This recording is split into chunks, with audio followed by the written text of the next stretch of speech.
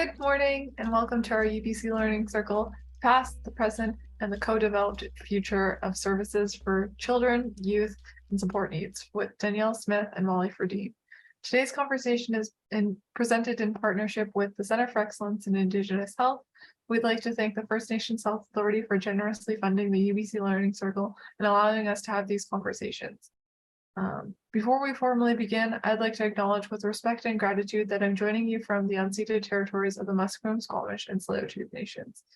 Please feel free to introduce yourselves and the nation you're calling in from in the chat box. For those of you who don't know me, my name is Serene Squawkin. I'm the Learning Circle Manager.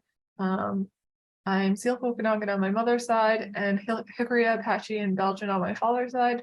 I'll be the moderator for today's discussion, and joining us working behind the scenes is Cynthia, our production coordinator, and Nicole, our production assistant. They'll be in the background interacting with everyone in the chat. Finally, before we get into today's discussion, I'll just provide a gentle heads up that the topics covered may be sensitive or emotionally triggering. Please make sure that you are looking after yourself, and if at any point in time you feel like you need to talk to an elder, friend, counselor, or family member, don't hesitate to do so. We have some prompts in the chat if you need additional support. Now I'll turn it over to our guests to introduce themselves. Great, thank you. Good morning, everyone. My name is Danielle Smith. I am calling today from the unceded territory of the Squamish, Tsleil-Waututh, and Musqueam people. I am a grateful visitor here in the territory today, and I'm pleased to be joining you. I am the Executive Director with the Ministry of Children and Family Development, responsible for policies in relation to services that support children and youth with support needs. And here today with my colleague to share some more information about that. There we go. Hello, everybody. My name is Molly Fredeen, and I am a senior policy analyst with Danielle's team, and I am very gratefully calling in from the traditional and current lands of the Lekwungen peoples, known today as the Songhees and Esquimalt First Nations. And I am a Ukrainian and European sort of descent person, and I'm really grateful to call this place my home and to live and work here. I'm a senior analyst on Danielle's team with the Ministry of Children and Family Development. We work in the policy realm for services for children and youth with support needs. I guess without further ado, we can kind of move forward. Hey, Danielle. That's great, Molly. So we said hello. So here's a little bit of a roadmap for the day, just so you know what is coming up and what to expect. What we've got for us is, first, we're going to start in the concepts of support needs. We're going to talk a little bit of theory, and we're going to kind of take a look at a bigger picture. And then we actually have some data to share with you from MCFD, and we're going to talk again about the landscape of CYSN services in British Columbia today. And then we're going to talk a little bit about engagement coming up for CYSN services and some of the things that you may have heard about. So we'll share a little bit of information about a pilot approach and some engagement opportunities. And that's all coming up. And we'll have some time for a Q&A at the end as well. So if you have questions, as Cynthia or as Serene mentioned, you can throw them in the chat, and we'll make sure we try and get a chance to get to them. So I guess without further ado, concepts in support needs. So I promise it won't be all theoretical, but we're going to start kind of just at this very beginning place of understanding disability in different ways. So there are different perspectives in which we can look at defining disability. You might see your own thoughts and definitions reflected in several of these, and you may be familiar with these models as well. You might even align your thoughts with different parts of these models at the same time. The lines are a little bit blurry, so don't feel like you need to fit directly into a box. But really, it's important that we talk about these so we have a really clear image of what CYSN services looks like today. So the first model you'll see on the screen there is the medical model. So when we're talking about systems that are based in the medical model, what that typically is referring to the diagnosis process that many of us are familiar with. So you must get an assessment done by a professional with credentials that give them the authority to provide you with a diagnosis. And then that diagnosis opens the pathway to accessing services and supports that may or may not be unique to your diagnosis. The medical model in North America uses the Diagnostic and Statistical Manual 5th edition, DSM-5, to define and diagnose mental health conditions and other neurocognitive conditions. This view is seen by some as a deficit-based approach, as the medical model centers an idea of what is normal or typical, and that disabilities are abnormal and must be addressed with the goal of trying to bring that person closer to normal. So though a diagnosis is important for accessing services and understanding self, it can be and often is stigmatized as abnormal in society. And so if you take a look at the little graphic there in the corner, we have this sort of society is represented by the larger circle and then normal in the middle, and this individual is kind of seen as separate. The issue with centering the importance of normal is that normal is based on definitions rooted in Western medical science. So the treatments for these disabilities are also rooted in that Western medical science, and it really doesn't consider knowledge, values, or approaches from other cultures and societies. And fundamentally, it's a really good way to support the othering of people. There's the social relational model, which evolved from the social model, if you're well versed in the topic. The social relational model focuses on disability in the sense that it is not the person who is disabled. Instead, it is the societal structures that create barriers and marginalize a person that are disabling. So if we look at the little circle again, we see the person in the middle, and then the society around it imposes mobility barriers, imposes accommodation barriers, or imposes employment barriers. So it's a little bit different from that medical model, where it's a different concept in the middle. And then we have the rights model, which is sometimes called the human rights model. In this model, disabilities are seen as a natural part of human diversity. So it must be respected and supported in all of its forms. Disability should not be used as a reason to deny or restrict a person's rights. So, for example, you can't use it, it should not be used as a reason to restrict a person's right to education, to health, or to safety. In the graphic, you see something like those equity boxes that you may be familiar with, you know, where there's all the three people, a tall person, a medium person, and a small person, and they're all trying to see over top of a fence, and we have different boxes to help them see over top of the fence. That's basically what this graphic is. So we offer supports to people with disabilities so that they may experience the same rights to the same degrees as able-bodied people. However, this model is strongly focused on providing those changes or accommodations to the person to be able to fit in to society, but does not necessarily challenge society to change and support the person's needs in a more holistic way. Which then brings us to the final model on the screen, which is called the radical disability model.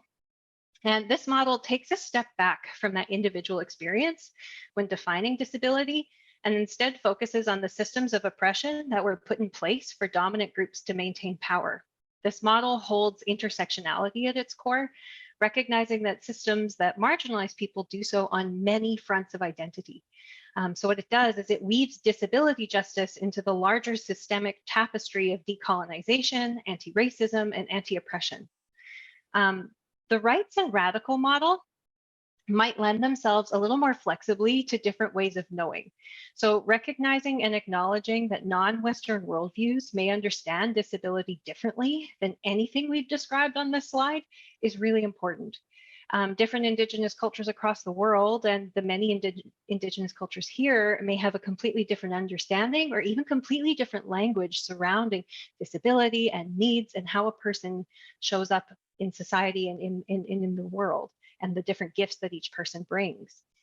Each culture has completely different understandings of how people come to be, how people are gifts from different places, and just have different relationships with how children are gifted to this earth and to their communities. And so what's important to take away when we take a look at all of these models, when we think about how we understand disability, it's important to think about how and what each of these, or how each of these models may be reflected or not reflected in the services that are currently available.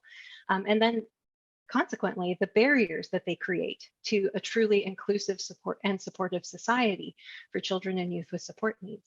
So it really just gives us a way to frame how we understand the challenges within a system of services. It's not the only way, but it is a helpful tool to understanding those. Many of the services that we provide, that are provided today, are consistent with a medical model perspective. I don't think that that's necessarily a mystery to many.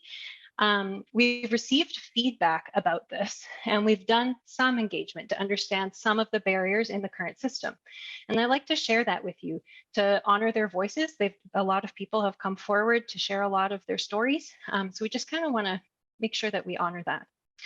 In 2019, the ministry contracted with Reciprocal Consulting to do specific engagements with Indigenous families who live in community and outside of community, as well as Métis families and service providers, and urban Indigenous families and service providers in different regions across the province. So it was all across the province that we did this.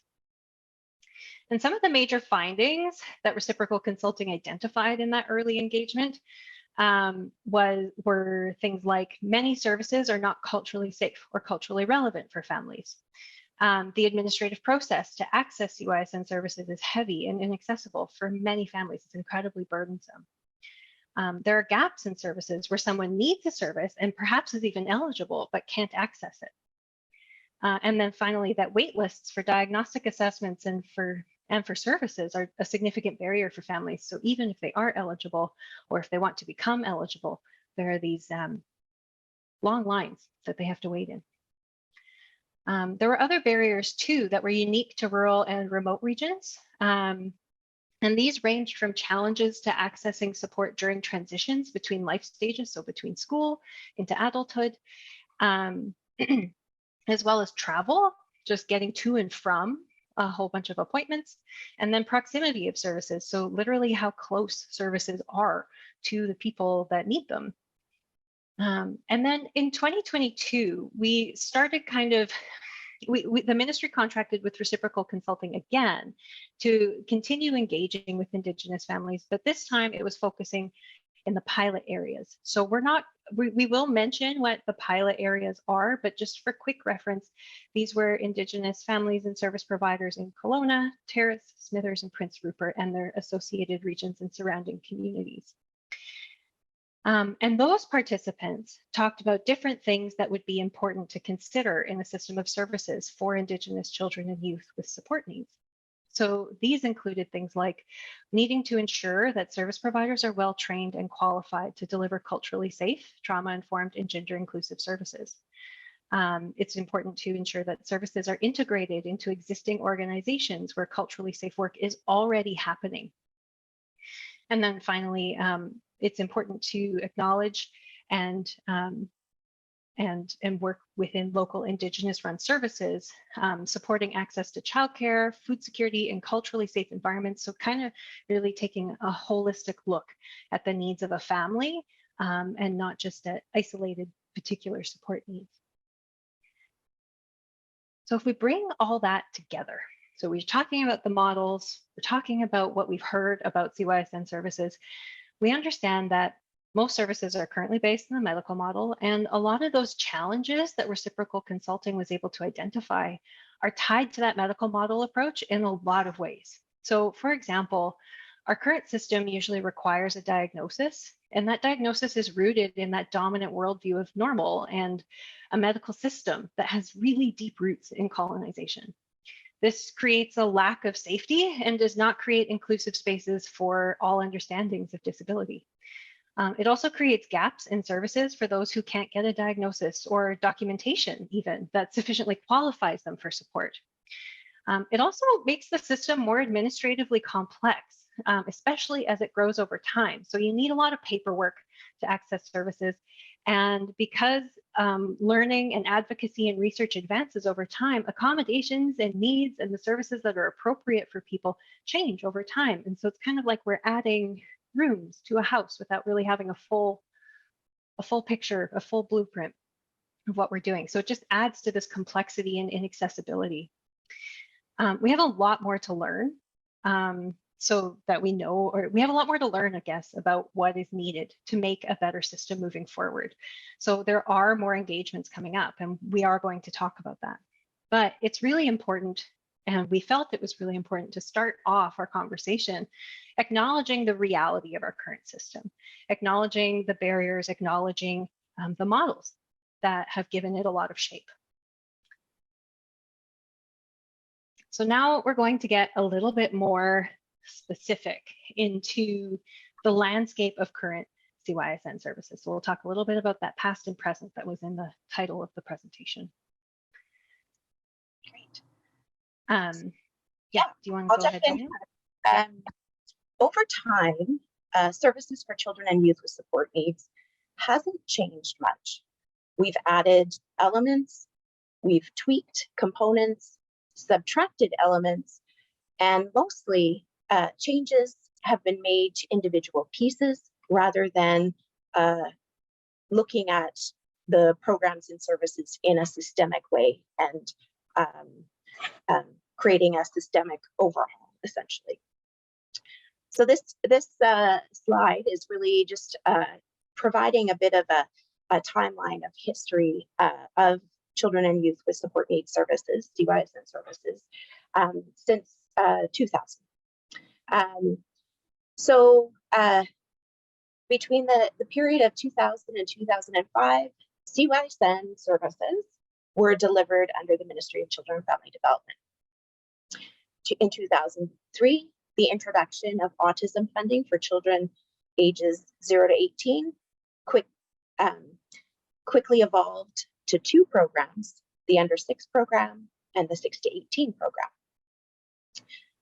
From 2006 to 2009, CYSN services moved over to the Crown Corporation Community Living BC, which was responsible for the delivery of services for children and adults. They assumed the full responsibility of family support services. The at-home program and autism funding program remained under the Ministry of Children and Family Development responsibility. In 2009, the services that were previously with Community Living BC came back to the Ministry of Children and Family Development. So family support services came into effect as we know them today. At-home program and autism funding remain the same. And then with the transition of the service back to the ministry, some additional policy support was created to support planning and prioritization of access to services. In 2015 to 19, further policy amendments took place. In 2015, autism funding program standards are updated to the current amounts people are familiar with now.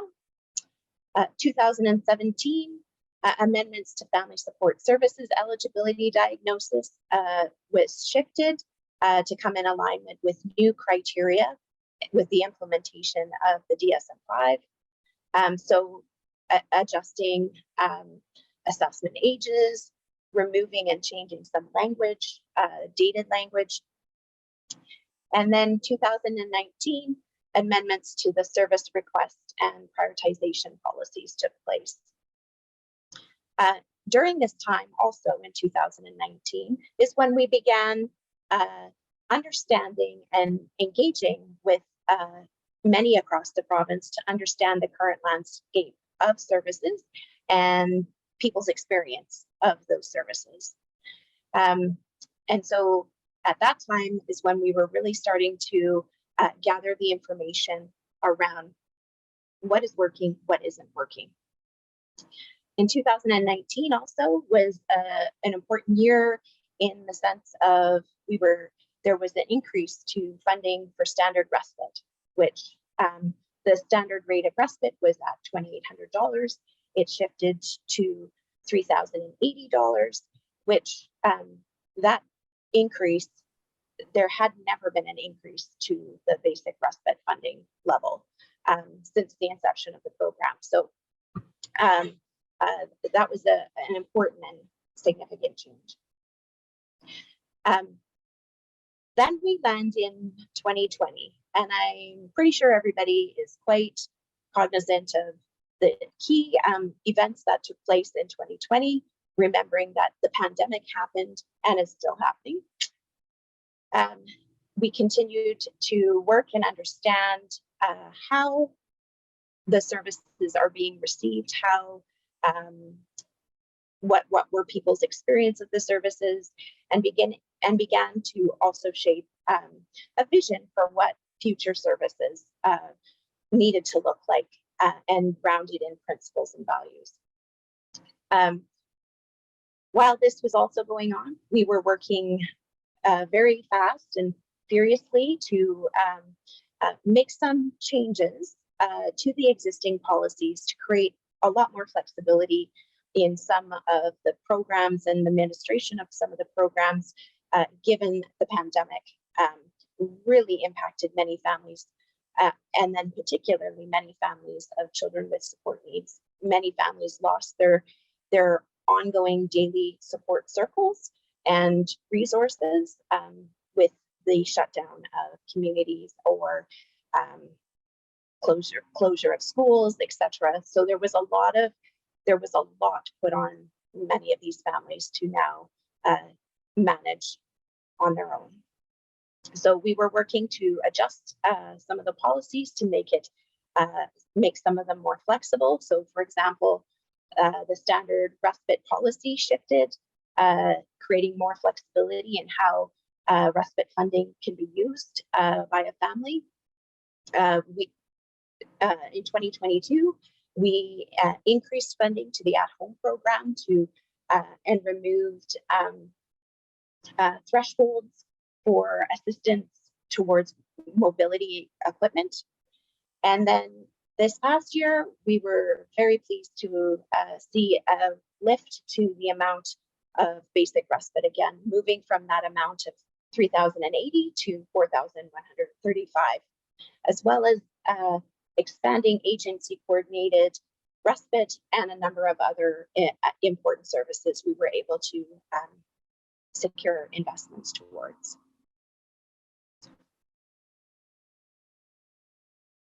It's me for this one. So there are broadly 3 buckets of MCFD CYSN services in non-pilot areas. So these are the services that have been around basically since 2000 in a variety of different iterations. An important thing to remember about these services is that they are not legislated. So even though they are delivered by, or some of them are delivered directly by, some are just contracted by MCFD, they are voluntary and chosen to be accessed by families that want to access them. So the relationship with MCFD is absolutely there and can be a barrier to families. And the relationship with MCFD is shaped differently because legislation does not mandate the delivery of these services the same way it does for child safety, which just makes it a little bit more complex and a little more like a bit of a patchwork. So first are the foundational programs. And these include Aboriginal infant development and Aboriginal supported child development, early intervention therapies and school-aged intervention therapies, transition planning for youth approaching adulthood. So this includes what you may know as STAD, Services to Adults with Developmental Disabilities. And each of these have their own eligibility and access requirements. So Aboriginal infant child development and supported child development accept self-referrals, which means you don't have to go through the ministry to access them, but they do each require a degree of documented developmental delay.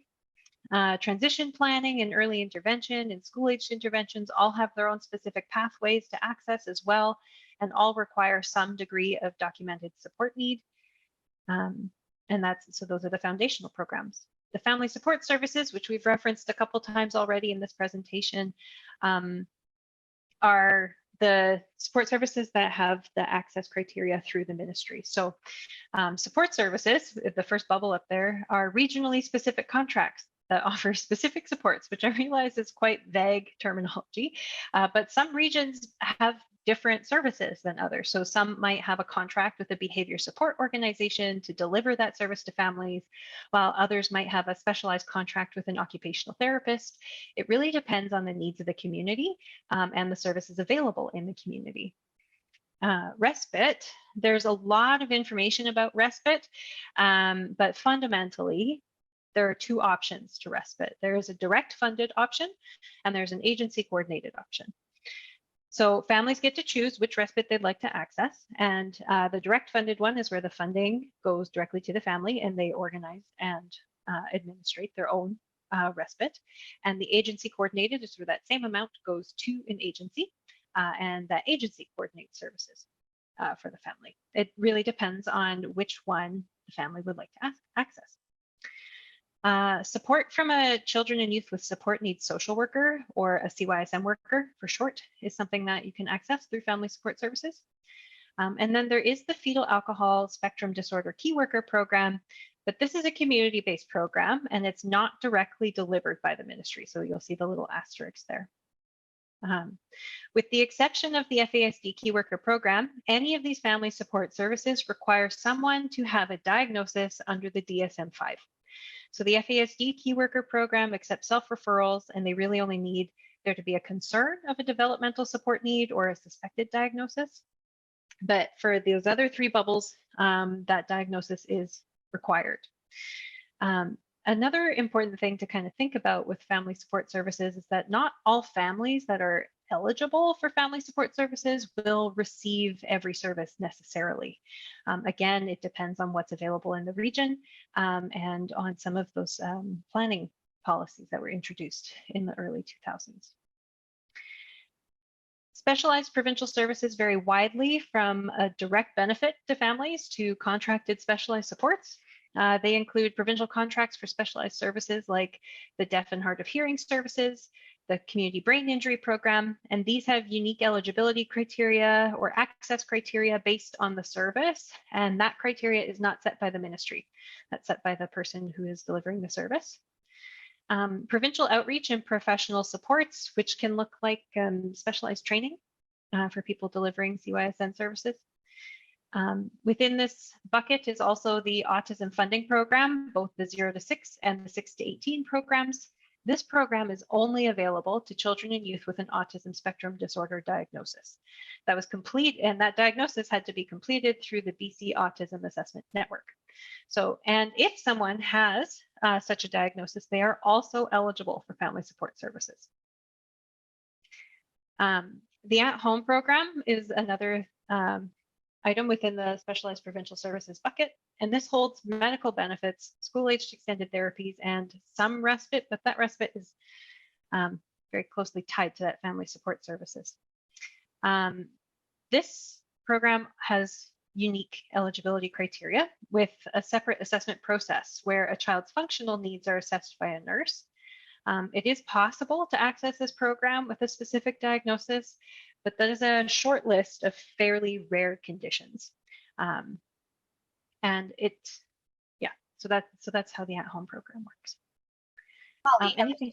I was just going to add just a couple little pieces. Please do. For the family support services, with the exception of the key worker program, Molly highlighted that there were there's specific diagnostic eligibility criteria for this, and by that it is actually specific diagnoses. So, for example, children and youth with a diagnosis of intellectual disability, autism, and those who are eligible for the at-home program would be eligible to access family support services. And then to Molly's point, families may be eligible for these services, but may not be receiving those services, because those services are really, there's a lot of geographic diversity in what can be accessed, as well as resourcing to different areas. So I just wanted to throw that in. Thanks. And it's important to know that because the next slides, just so that we can kind of transition our brains, go into some of the data of who's accessing services. And it's important to know that people may be eligible for services and not necessarily accessing everything that they that they would be eligible for, depending on that regional context. So switching gears a little bit into some data, we want to talk about who accesses services right now. Well, a little bit. There's some caveats to this data. So the first slide is important.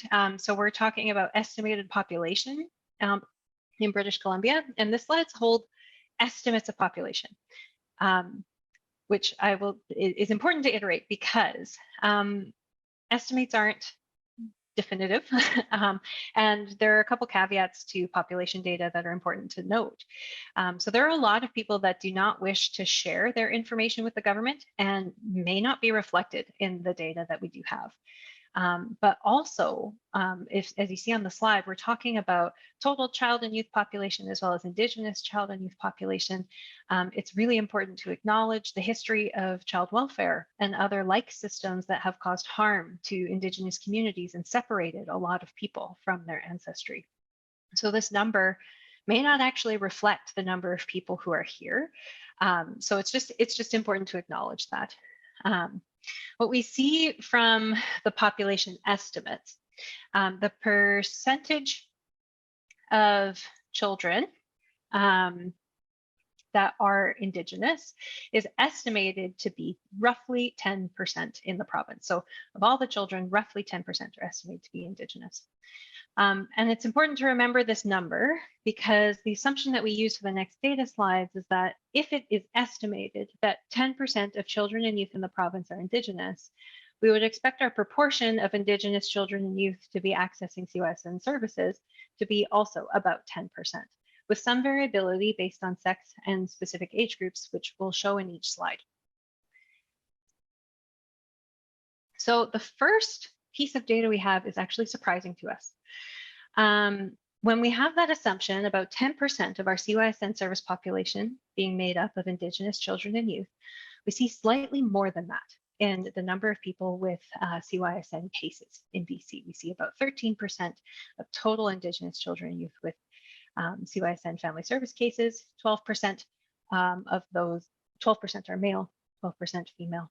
And there's a caveat up at the top there where we're referring to male and female. We don't have options to collect for intersex or prefer not to answer yet at this time. So this is surprising to us. CYSN services are estimated to be reaching a slightly higher proportion of Indigenous families than we'd expect to see, which means that in some capacity, CYSN services are reaching Indigenous families, but going back to the caveats, there are a lot of limitations to this data. So for one, as we mentioned when we were talking about the services, we don't necessarily know clearly which CYSN services these children and youth are accessing. We only know that this could range from autism funding program to the at-home program to some of the other foundational programs. We don't have a really clear picture of who is accessing what. We also can assume that institutional and systemic racism within health and social service fields is impacting this number in some way. So this could be by way of who is assessed and what they're assessed for. It could also be impacting where referrals are coming from and for what purpose. The thing we don't know, though, is how that impacts this number specifically. So should we actually be seeing a higher proportion? Should we be seeing a lower proportion? That's something that those are questions that we still have about this information. And the other caveat about this data is that the services may or may not be supporting those families who are accessing them in a good way. This data doesn't tell us about the effectiveness of this support. This is just the number of people who have open CYSN cases. But even with all those caveats, it's still a little surprising to us because we know from way back earlier in the presentation that services present a lot of barriers to Indigenous families. We can get a little bit more specific in the data for the autism funding program.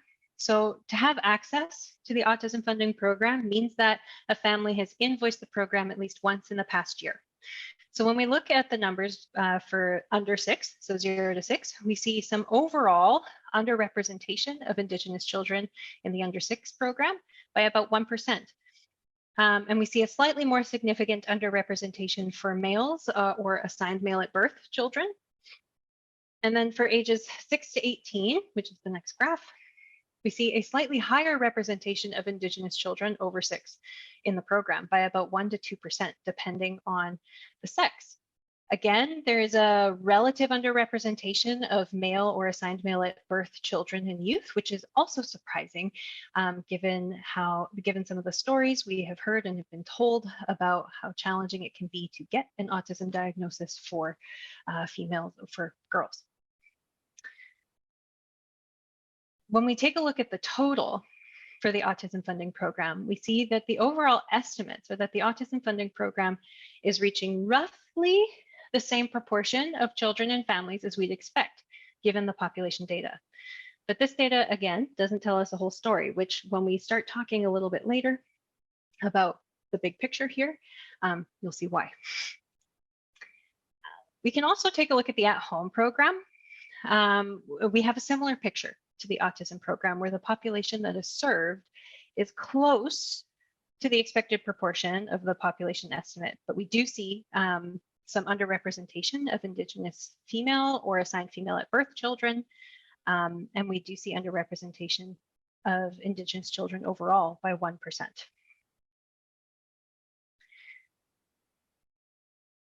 We're going to share a little bit about Jordan's principle.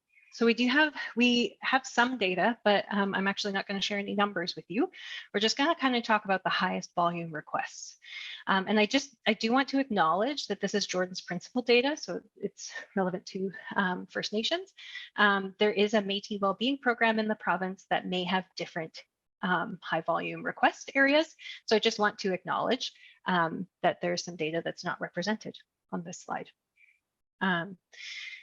So Jordan's principle has 3 big buckets of requests: health requests, education requests, and social requests. And we're just going to talk about the highest volume of requests in BC this past year.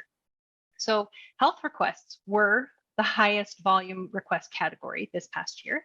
And those requests include things like allied health, medications, mental wellness, and others. The top 5 requests this past year were dental restorative, accommodations and meals, speech and language, non-emergency ground medical transportation, and mental health assessments, including diagnostic autism assessments.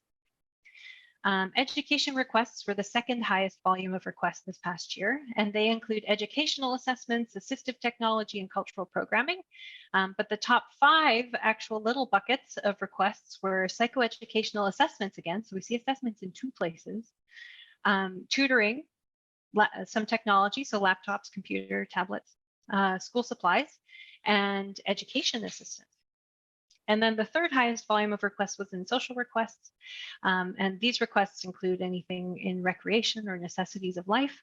And the top 5 social requests were in sports programs, sports equipment, personal support workers, art and music, and admin fees for recreational activities. It's important to share this in the context of the graphs I was just showing you, because when we look at the data that we have for CYSN programs, Indigenous families are being reached by CYSN services in a mostly proportionally appropriate way, with underrepresentation up to 2%. This is unexpected because from stories we've heard and awareness of barriers has led us and many to believe that services aren't reaching people at all. So this leaves us with a ton of unanswered questions, like what do families need that CYSN services don't provide? And what needs to change to make the CYSN services that families do access more culturally relevant, more relevant in general, safe and supportive? And the last question, there are many, but the last one I'll share now are, who are we actually reaching? Who is that 8 to 12% of people? And how effective are the services for those families? And also, who aren't we reaching? So who isn't actually able to access? And when we consider the MCFD data in the context of those Jordan's Principle high volume requests, we see a couple other things emerge. First, we see that the top by volume request in Jordan's Principle is health related areas, And many of the areas in those top requests are things that CYSN services provide. So the at-home program or the autism funding program, or even some of the family support services program. Taken together, those two pieces of information, the question forms, does the at-home program and the benefit it provides meet the actual needs of Indigenous families? Looking at Jordan's principle and MCFD data, there are three possible scenarios. So first, people are maybe accessing both the at-home program and are submitting requests to Jordan principle and are using one to top up the other.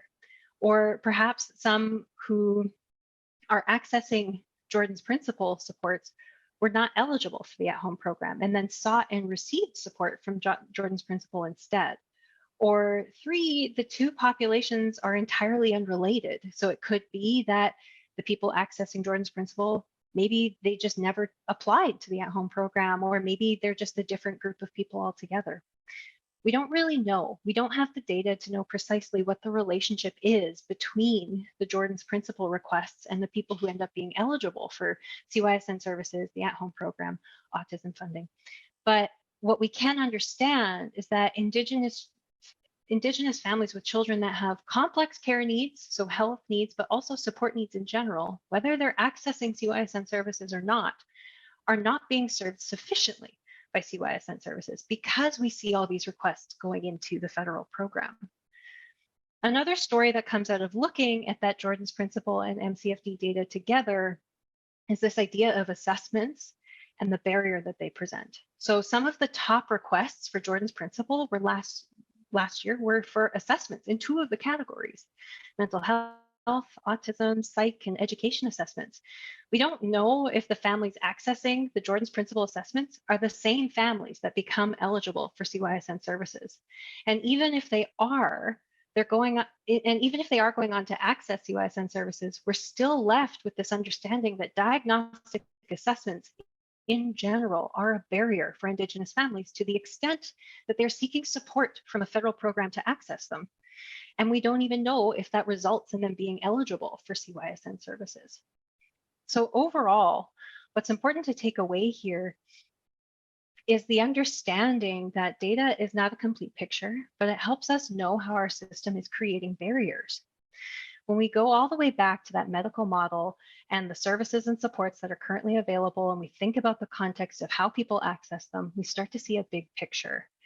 Medicalizing people within a dominant definition of normal and requiring all kinds of hoops and papers and access to access supports that are unique to your specific diagnosis ends up creating some gaps.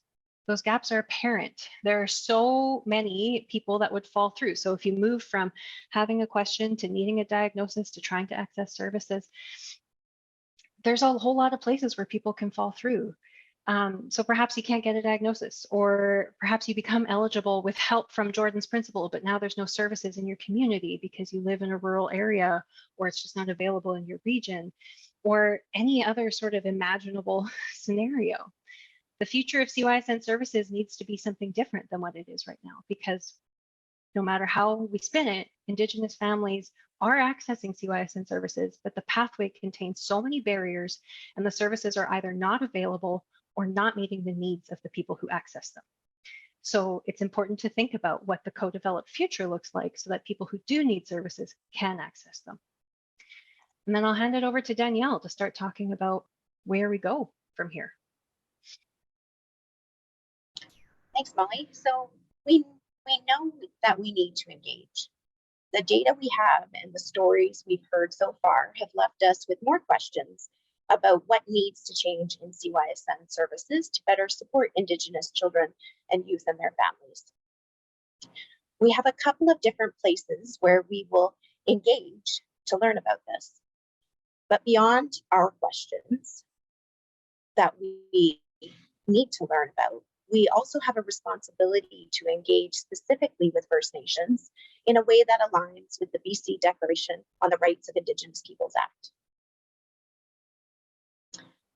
In 2007, the United Nations General Assembly adopted the United Nations Declaration on the Rights of Indigenous People. The provincial government passed the BC Declaration on the Rights of Indigenous People Act, legislation in November 2019.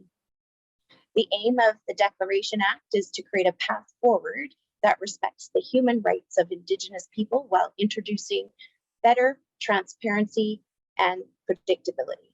This legislation requires that BC have an action plan for systemic change to realize a BC where Indigenous people exercise their jurisdiction and laws and substantially reduce the number of Indigenous children, youth, and care. Government and the ministry acknowledges that deeper engagement and consultation on children and youth support needs services is needed to uphold our legal responsibility under the BC Declaration on the Rights of Indigenous Peoples Act. Last November 2022, Premier Eby and Minister Dean committed to a new direction in relation to transforming services for children and youth with support needs. These commitments included deeper consultation with parents, caregivers, First Nations, Indigenous people, communities, experts, practitioners, and others with lived experience to build a system of supports for children and youth with support needs that is co-developed with Indigenous communities to uphold this obligation. A commitment to a pause on the rollout of the province's plan to establish a network of CYSN services, with the exception of 4 pilot areas that will be thoroughly evaluated. The maintenance of individualized funding for those with an autism diagnosis, even after 2025, including those who are diagnosed in the future, and new investments in the interim as the new system is being developed to support children with disabilities and support needs that are currently underserved.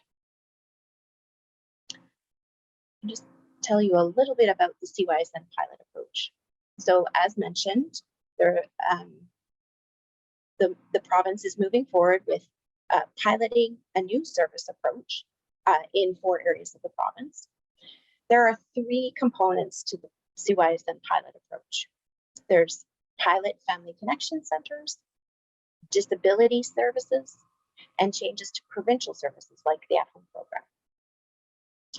Pilot family connection centers aim to bring together many different supports and services for children and youth with support needs to have their needs met in a single, accessible, inclusive, and safe environment that centers the voice of the child and the family. They are community-based organizations that will provide needs-based services that do not need a diagnosis to access. The pilot family connection centers will provide a wide range of services based on the identified needs of the community, including developmental monitoring, infant development program, inclusive childcare supports, and various assessment services.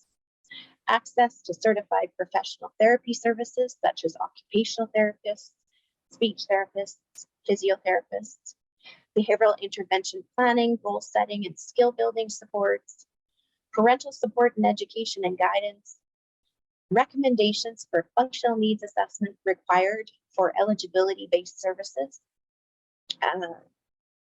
which are the disability and provincial services provided by the ministry. Families can self-refer and request access to support services at the pilot family connection centers without it requiring a diagnosis, without requiring a professional referral. Based on families' need, they can go and access and inquire about services.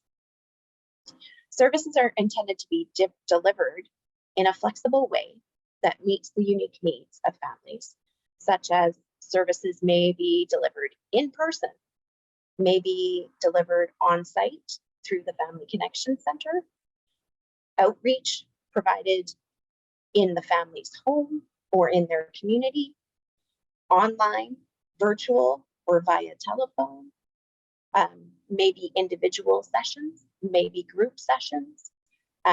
The idea is that they're delivered in a flexible way, responding to the unique needs.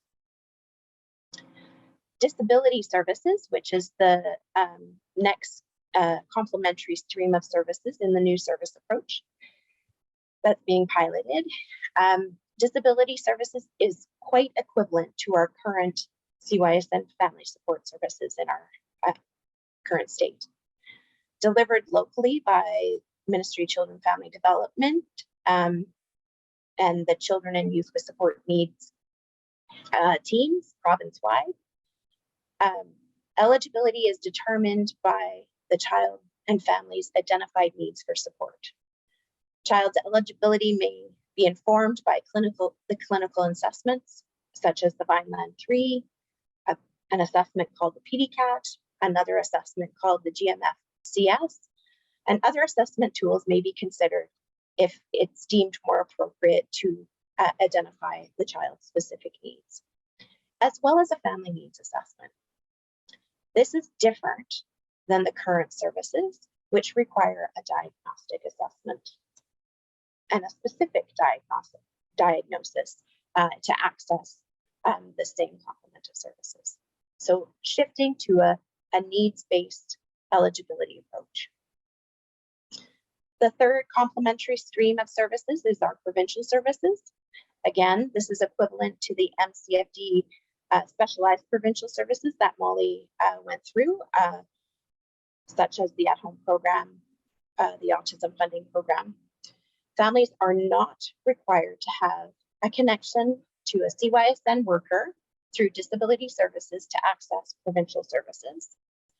Services include informational support, assistance, accessing and acquiring mobility and adaptive equipment, biomedical equipment, medical supplies, and medical and health benefits. The functional needs assessment I referred to earlier as the PDCAT, or another one called the GMF-CS, Gross Motor Functioning Classification System, will be used to inform eligibility for certain services, such as medical and health benefits program. Eligibility for the autism program will continue to require a diagnosis of autism. Services are provided across the province by a centralized provincial CYSN team. So that's the landscape of the piloting CYSN service approach happening in Terrace, Kitimat, Prince Rupert, Haida Gwaii, Smithers, Bulkley Valley, Stikine, and Central Okanagan in Florida. Okay. So as I mentioned, we know we need further engagement. So we are launching engagement with Indigenous peoples and with BIPOC, 2S, LGBTQIA+, immigrant, disability, and English as a learned language communities this year. And the purpose of the engagement with Indigenous people is to do a deeper dive into what an integrated system of CYSN services needs to look like, so Indigenous children, youth, and families get the supports that they need.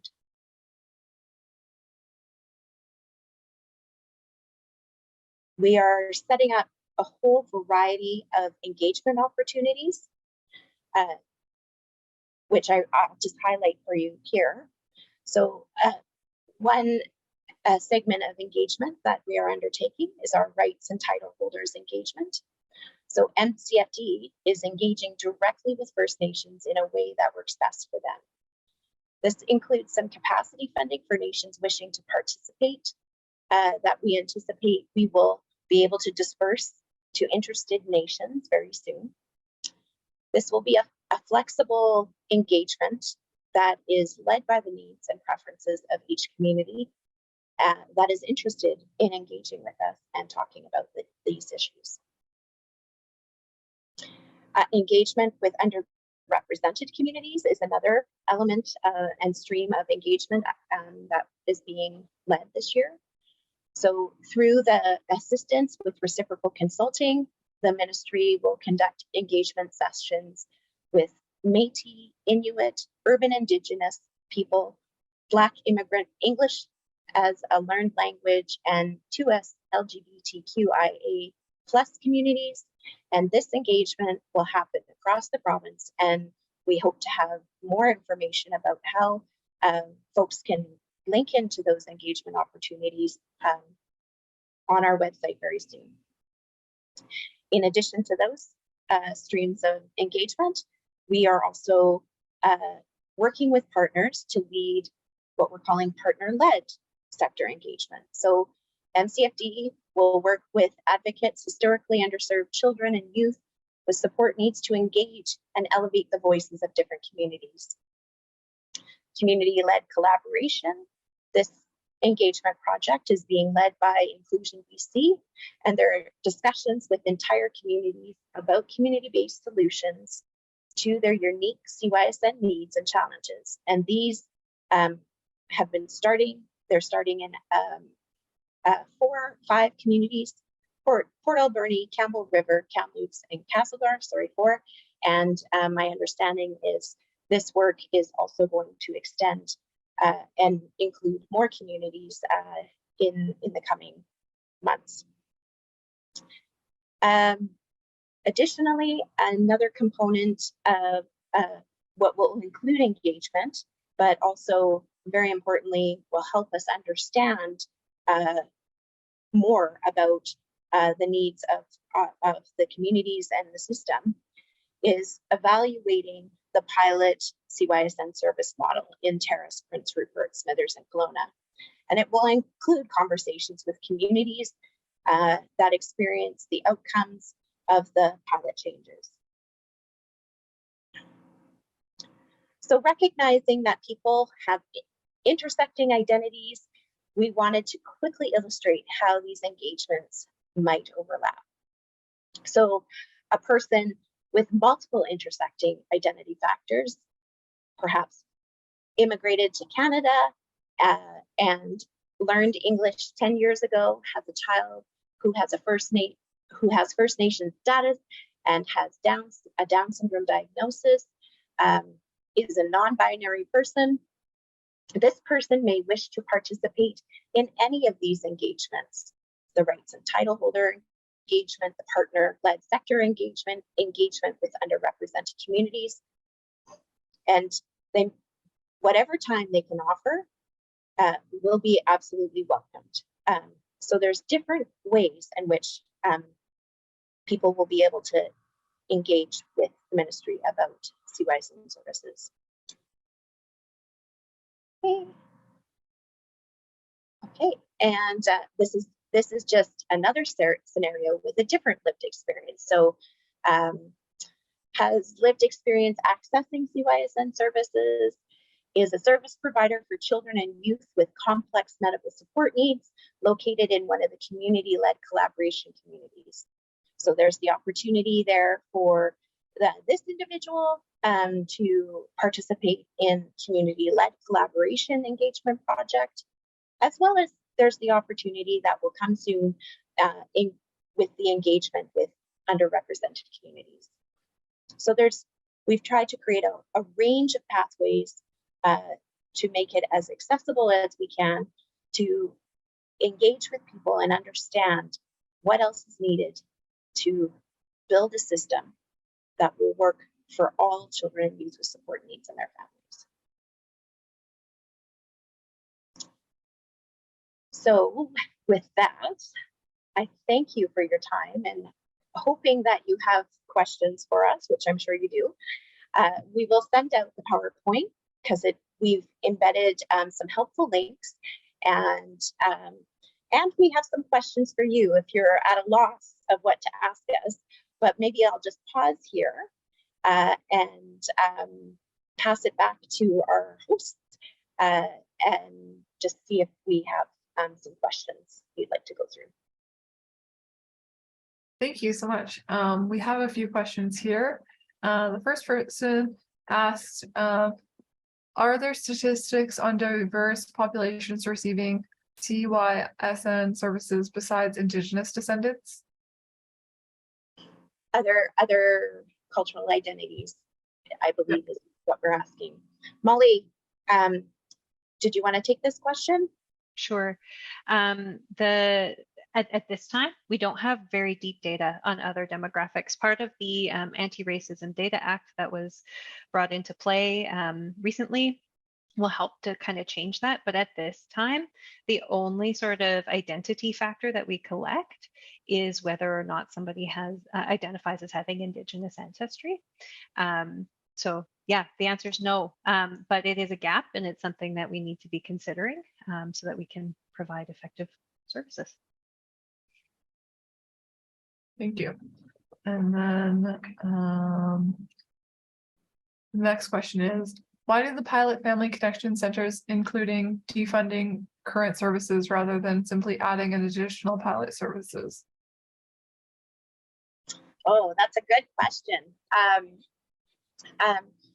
So the intention of the service approach was not about defunding other services. It's an acknowledgement that these services, we know that these are the services that families and communities need, and we were already funding some of those services. So the idea was transitioning to a new funding and service delivery model, which is being piloted, and we were able to increase funding in components to support that transition. And now we will proceed in learning how the impacts of what that looks like in transitioning that funding and transitioning to this different model and funding of services. Thank you.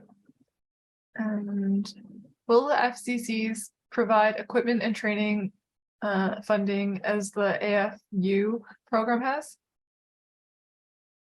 Equipment and training.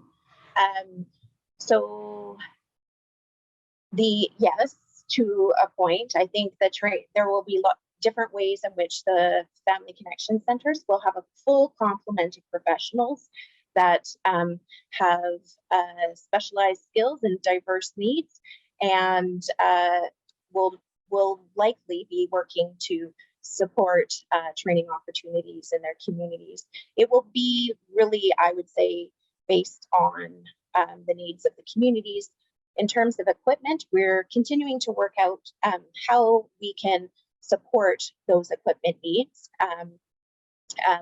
And so currently through the autism funding program that is being maintained, families that choose to maintain and continue with the autism funding program will still be able to utilize that funding towards training and equipment needs.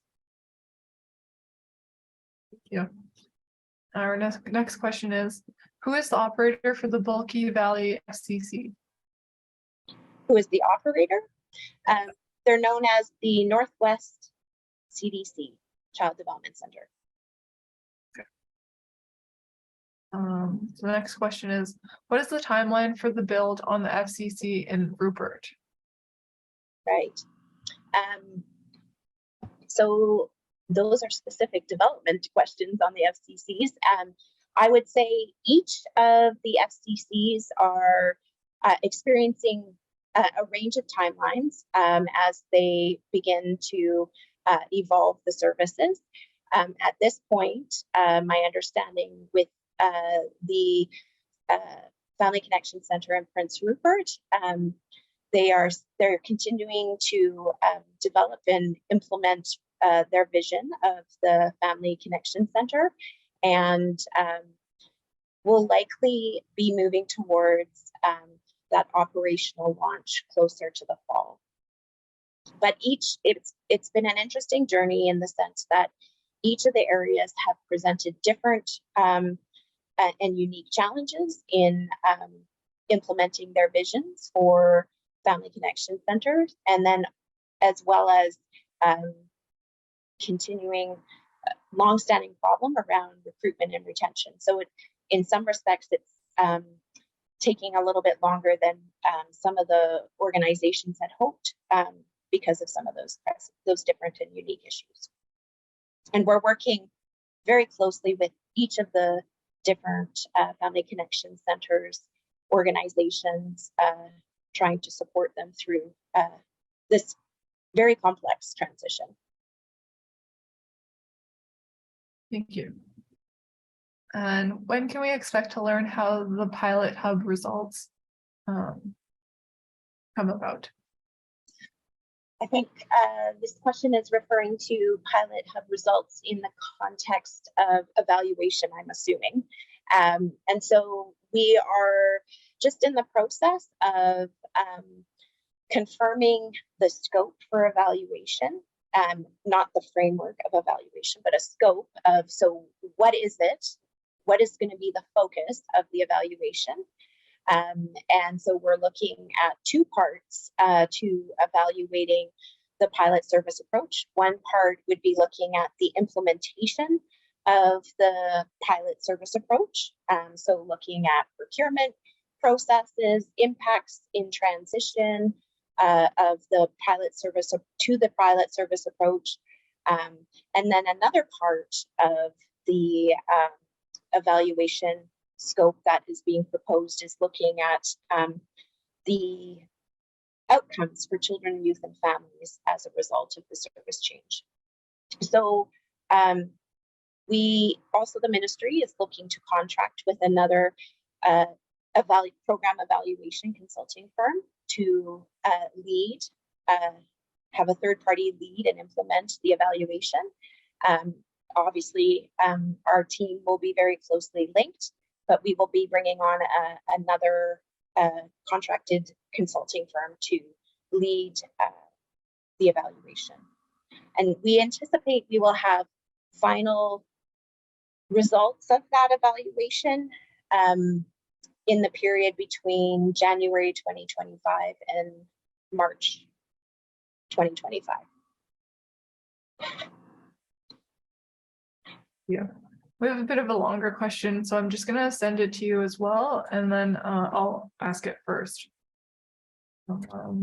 So will there be an opportunity for all the participants to create together Pentagon model of collaboration with the policymakers, government service providers, community members, family clients, academia, similar to the Breathe and Weave BC Health Summit, community between silos? That is a very long question. So our, yeah. So what I will say is the pathway that we're looking at in evolving this is working very hard to engage more deeply and consult with communities, a range of representatives, understanding needs, further needs, understanding barriers and what's needed, as well as in addition to all of those different streams of engagement, we'll be evaluating the pilot service areas and looking at how those service approaches are like the outcomes of children and youth and families' needs. And then we'll be bringing all of that together. In addition to those engagement opportunities, we are engaging directly with rights and title holders to understand and begin co-development of a system of supports.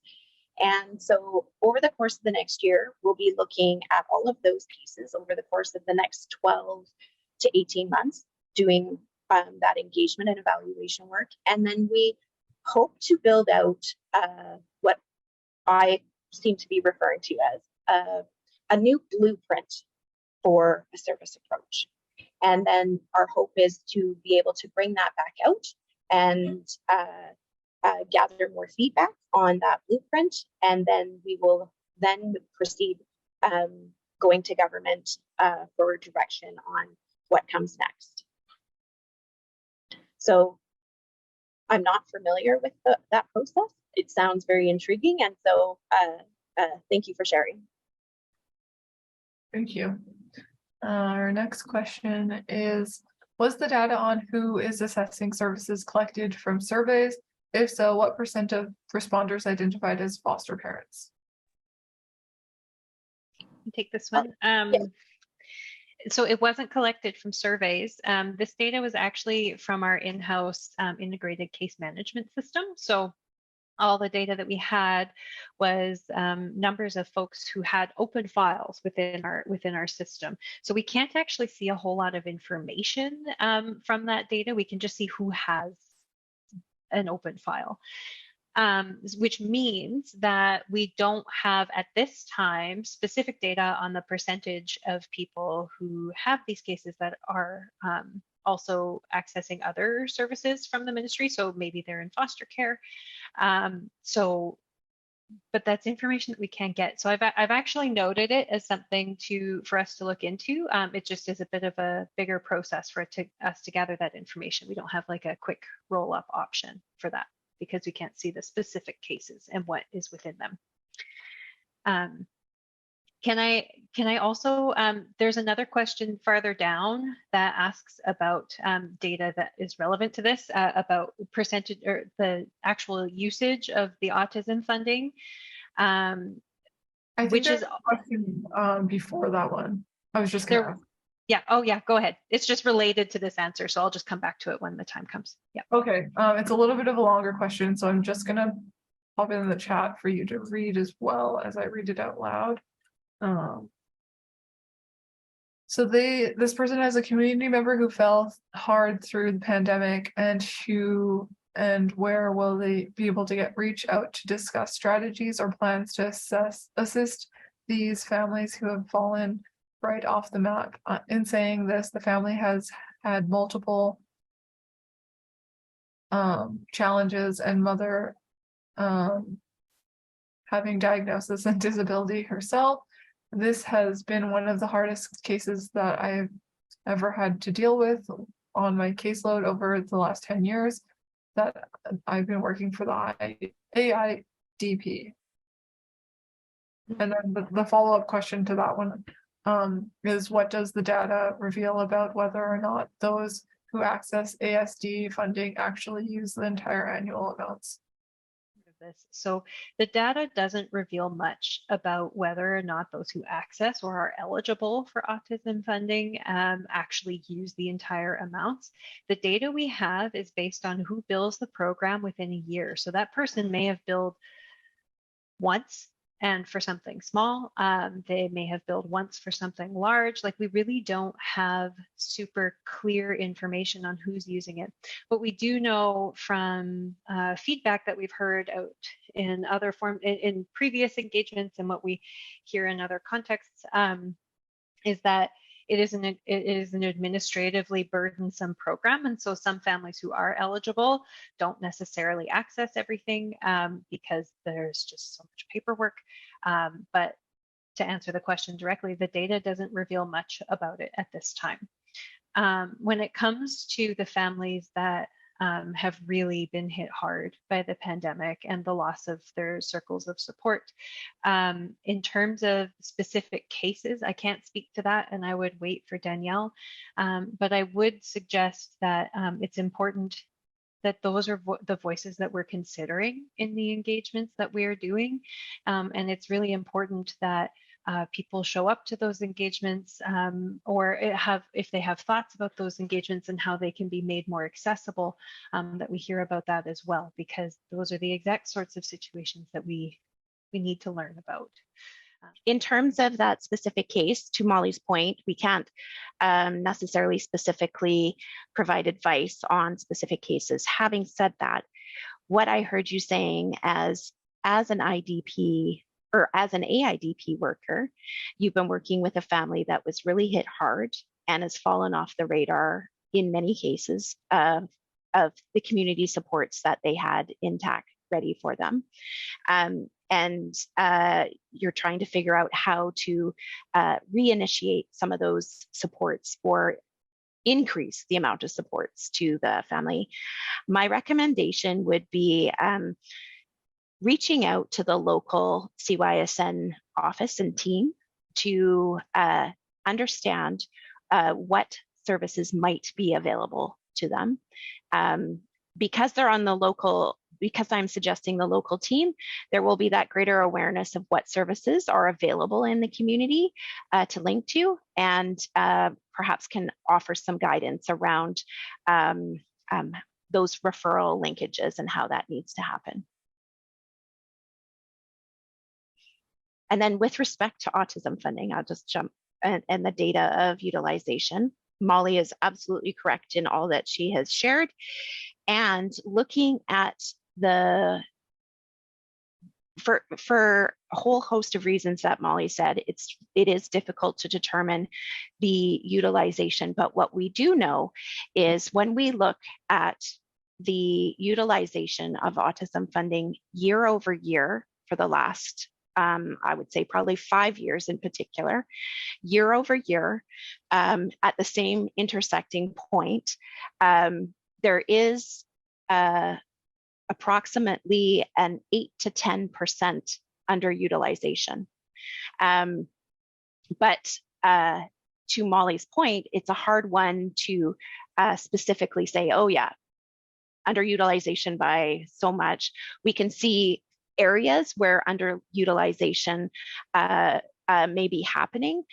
We don't know necessarily if it's actually true underutilization because of the way the autism funding allocation occurs in the agreement. So funding is renewed, the agreements are renewed on the child's birthday. So you can imagine that is all throughout the year. So that makes it just sort of difficult. So when we look at one intersection point of the data, there may be families that have just renewed their autism funding, so haven't yet utilized. There may be some who have had a full year of utilizing and haven't been able to utilize because of a whole host of reasons, some of which being service availability or some around the capacity to be able to, it's just a lot of coordination effort on the family's part in organizing and coordinating the services through autism funding programs. So there's a whole host of reasons why that underutilization may be occurring.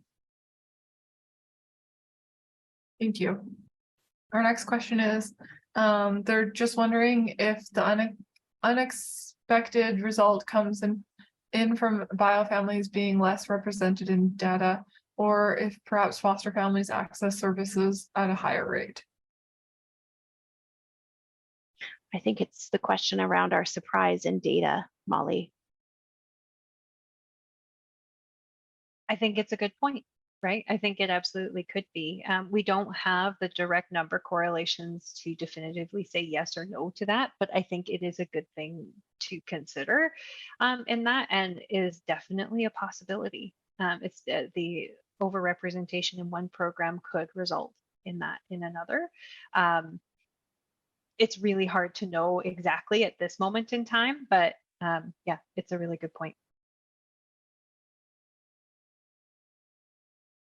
Our next question is, what's going to happen to the not-for-profit organizations that are currently offering some of these services? So I'm assuming in the pilot areas is probably the direction of the question, but I don't want to assume. So in non-pilot areas, it's business as usual, carry on. In the pilot areas, so there will be service changes as we begin to shift the funding and service model approach.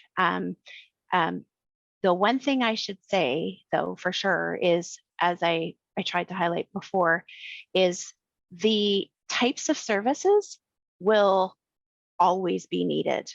Professionals in, therapies, behavioral consultants, behavioral interventionists, infant development, they're all going to be needed. And there's opportunities for the Family Connections organization, the Family Connection Center organizations, to partner with other organizations and other not-for-profits in the delivery. So there is opportunities there. Thank you. Our next question is, will any component of the pilot evaluations or other government MCFD work be done to look at funding increases that might be needed to achieve service delivery to all CYSN? Or are the FCCs and other services meant to serve all CYSNs? Did you put that question somewhere? I just need to see it again. Sorry. Yeah, it's a pretty loaded question. I'll pop it in the chat for you. There. Will any component of the pilot evaluation or other government MCFD work be done to look at funding increases that might be needed to achieve delivery to all? So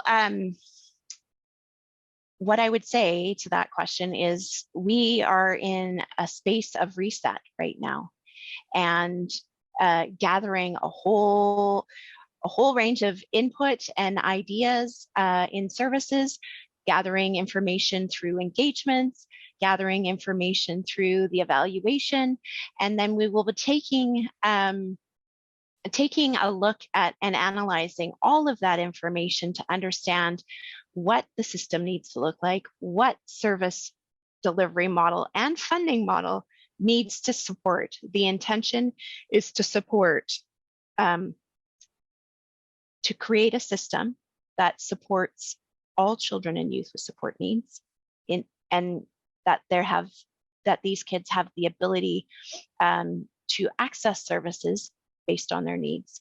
So that is what we're working towards. So will that mean looking at the funding? Will it mean determining whether more funding or funding increases? Yes, all of that work will be elements that we're going to be looking at over the coming 18 to 24 months. Thank you. Our next question is, how is the First Nations leadership involved in the code design of the engagement process as per the Premier's commitment? Great question. So we have been engaging with representatives of First Nations technical staff around a draft reset engagement strategy. We were meeting with technical staff through the First Nations Leadership Council. We also engaged with a variety of other different groups, such as the Ministers' Advisory Council, which has diverse representation from different partners across the province. We also engaged with the Indigenous Advisory Circle around the needs, what is needed in the next, as we take this next reset phase into play.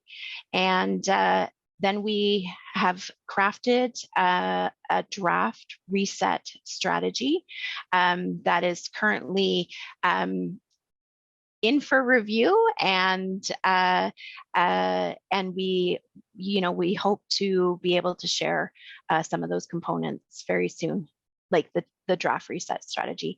Our intention is to share back with First Nations Leadership Council to see the whole reset strategy, as well as various other partners, such as those on the Ministers' Advisory Council and the Indigenous Advisory Circle, the BC Disability Collaborative. We intend to share the strategy there for sort of any further follow-up. So it's been a process of gathering information, creating a strategy, and that now sending it back out shortly. Thank you. We have a follow-up question to that one. What new investments are being offered in the interim to support children with disabilities and support needs that are currently underserved, besides all of the FCCs discussed today as per the Premier's commitment? Mm-hmm. So in February, there were Budget 2023 announcements that highlighted a whole range of increased, in fact, some historic increased investments into service children and youth with support needs services in the interim while we engage more deeply, pilot and evaluate the service approach, the pilot service approach. Some of these investments, I'm happy to share. We can share some of that, like a document that shares that information. But to highlight some of those investments include increasing funding to enable 90 new FTEs, so full-time employees, in our foundational programs. So creating more capacity in early intervention therapies, in infant development programs, and school age therapy programs, inserting more professionals to deliver more services. We also have an expansion of the FASD Key Worker Program, investments to expand and enhance existing FASD Key Worker programs. We have investments to support, there was an increase, as I shared earlier in the slides, an increase to the standard rate of respite support funding. So the rate of funding was at $3,080. It's been lifted to $4,135 for those families that are accessing direct funded respite. We're expanding agency coordinated respite to some areas of the province that do not yet have access to the service. In addition, very historic increase of investment into the at-home program, school age extended therapy benefit. This is like an individualized funded program, operates slightly different than the autism funding program, but families within that program, families that were eligible to access the school age extended therapy benefit, before they would be able to go purchase some services like occupational therapy, speech therapy. However, we had a policy billing rate cap of $80 per hour. So the ministry would provide support up to $80 an hour.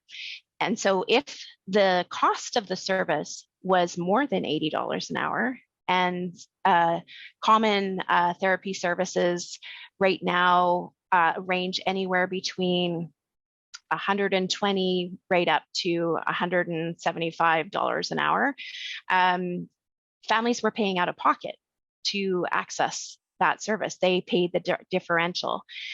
So it was becoming increasingly prohibitive for families. Families couldn't afford to pay the difference between what the ministry could support and what the actual cost of the service was. So this was a historic piece of funding because we lifted the billing rate cap to $160 an hour. And then with that, we also increased the allotment of funding per discipline from, I believe it was just under, I think it was around 3,800 to now over 5,100 approximately. So there, that was significant change. That change had not, we have not seen that change in funding, well, for the duration of the school age extended therapy program. So I believe we adjusted billing rate caps in the past, but not necessarily increased the amount of access to. So, and then we also have additional support investments going into supporting workforce capacity. So, for example, increased investments to support the inclusion of therapy assistants within the sector. Also looking at bursary incentives to encourage more people to join the workforce and get trained. So there's a whole range of investments that have been put into play. What I will say is the investments were focused as the announcement and the commitment was made, focused on new investments to support families during the interim while we are engaging and evaluating and piloting and evaluating. So the direction was not to create any service policy changes, because we're moving through this engagement and evaluation. So the focus of those investments were within the current services that are being delivered to create more access to some of the programs and services. Thank you. We just have one last question that we can get to today. So we have a survivor of religious trauma and a parent of special needs. They're wondering why the program for the Kelowna pilot program is associated with has a relationship with the agency, religious agency, and the logo is like one of the things that throws them off, and they're therefore making their family inaccessible. Can you explain the partnership decision? So what I can say is we have followed up with the organization themselves to understand the origin of their logo and name. The name and the logo were not intended to be linked to any religious denomination in any way, shape, or form. I can't even, at this moment, I cannot remember the actual, what ARC stood for, but there is no religious affiliation with that organization that we know of, and we've followed up and checked. Thank you. That was our last question for. Great. So thank you to all our guests and to everyone for joining us today. And thank you so much, Dan and Molly. It was amazing to hear about the history of the child youth support needs services and how you guys have the foundational program, the family support services program, and the specialized provincial services. It was great to learn more about what sort of services and the history of your program and what you plan to do with your next steps. And yeah, thank you so much. And just before we end this webinar, I would love to bring your attention to our upcoming UBC Learning Circles. We have on May 18th honoring Mother Earth and her teachings with Marlene Squawkin. That's in a couple weeks. And then we have on May 27th, Missing and Murdered Indigenous Relatives. And sign up for our newsletter at www.learningcircle.ca, at .ubc.ca. Sorry about that. And thank you everyone for joining us. We look forward to seeing everyone at our next Learning Circle. Lived. Thank you.